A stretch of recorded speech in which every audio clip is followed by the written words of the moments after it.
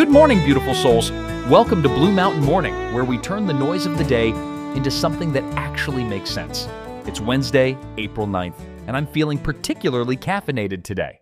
And I'm Mark, coming to you with a bit more restraint than my friend here. You know, there's something about Wednesday mornings that feels like a gentle reminder that we're halfway to wherever we're going. Oh my God, that's so deep. Is that why you're wearing that philosophical look today? I thought maybe you just didn't sleep.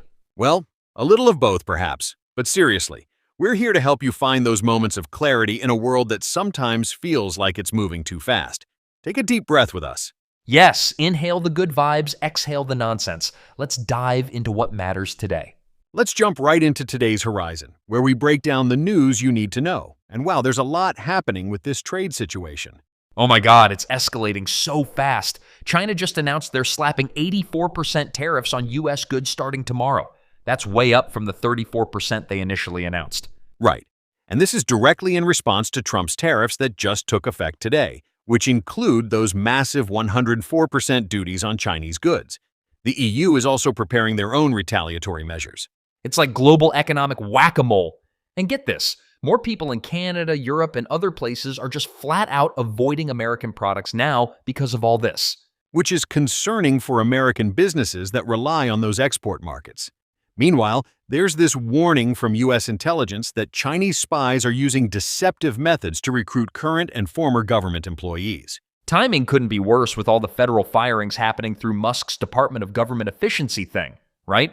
Exactly. And in environmental news, Trump signed an executive order yesterday aimed at blocking state laws that reduce fossil fuel use and address climate change. Wait, didn't he also just issue orders to increase coal production like hours before that? He did.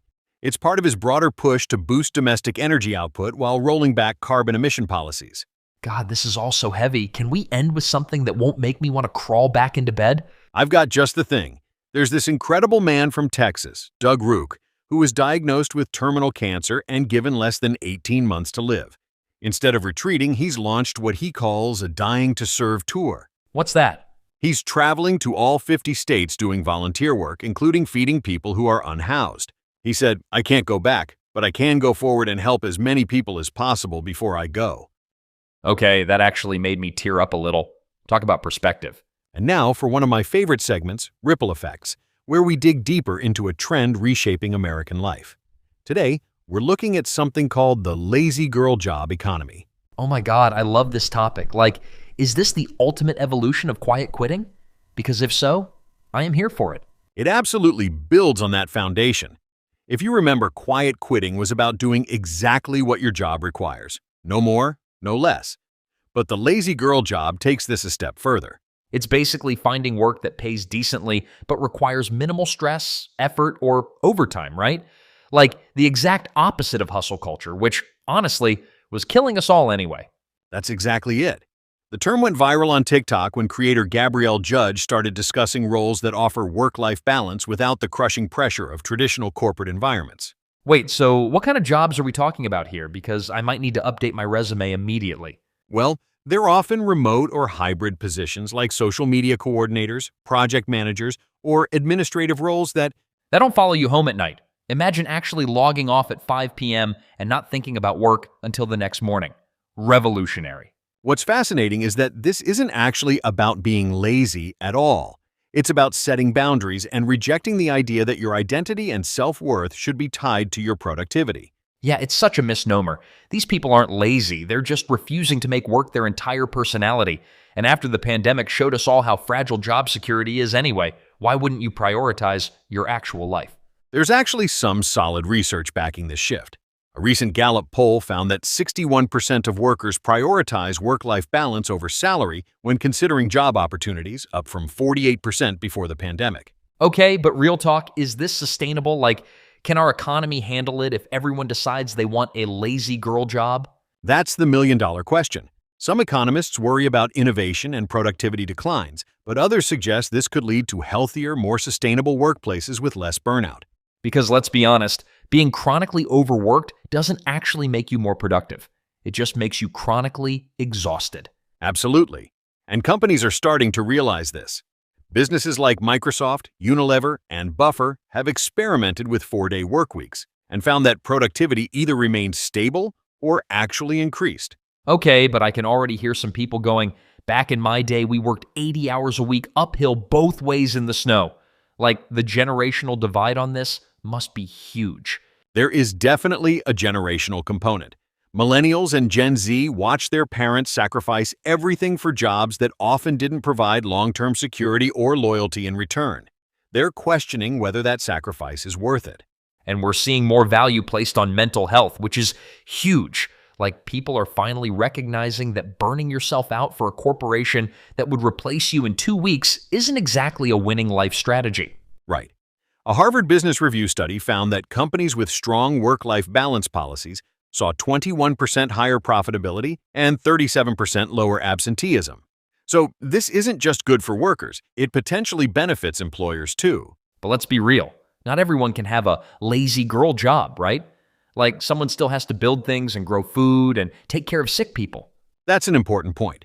This trend is primarily visible in certain sectors like tech, marketing, and administrative work. Essential workers and service industry employees often don't have the luxury of these boundaries, which could actually create even more inequality in our workforce. The people who can get these cushy, low-stress jobs are typically already privileged in some way. Exactly. And that's a crucial conversation we need to have. How do we extend the benefits of work-life balance to all sectors? Because everyone deserves reasonable working conditions. So what's next? Are we going to see companies explicitly advertising jobs as lazy girl approved or what? Some already are, just not in those exact words. Job listings now highlight work-life balance, flexible hours, and no overtime expected as key perks. It's becoming a competitive advantage in recruitment. I actually think this whole movement is way more revolutionary than people realize. It's basically saying, my life has inherent value outside of my economic output, which is pretty radical in American culture. And that might be the most significant ripple effect of all, a fundamental reassessment of what work should mean in our lives. And now, as we approach the end of today's episode, it's time for the Morning Whisper, a moment to center ourselves before continuing with our day. Oh, I love this part. It's like that deep breath we all need right now. You know, I was walking through the park yesterday morning when everything was still quiet, and I noticed how the early sunlight created these incredible patterns through the trees. It reminded me that beauty often exists in the spaces between things. That's so true. We're always rushing to the next thing, the next goal, the next achievement. Exactly. So today, I invite our listeners to practice what I call pause breathing. When you feel overwhelmed at any point today, simply pause for 3 conscious breaths. Just 3 breaths? That sounds totally doable. 3 breaths is all it takes to reset. Inhale slowly, counting to 4, hold for a moment, then exhale, counting to 6. Feel how your shoulders naturally drop, how your mind clears just slightly. And the amazing thing is you can do this anywhere, in a meeting, waiting for coffee, before responding to that stressful email. The spaces between our thoughts are where clarity lives. Just as the most beautiful part of music isn't always the notes themselves, but the silences between them. I'm definitely going to try this today. 3 breaths whenever things get hectic.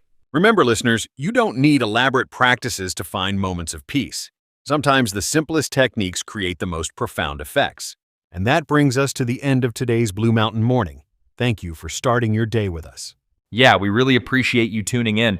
And honestly, if you found something valuable in today's episode, maybe it was the news breakdown or that pause breathing technique, we'd be super grateful if you'd share this podcast with a friend or family member.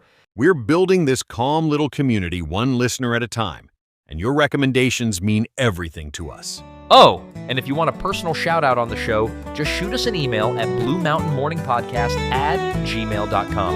I love reading those out.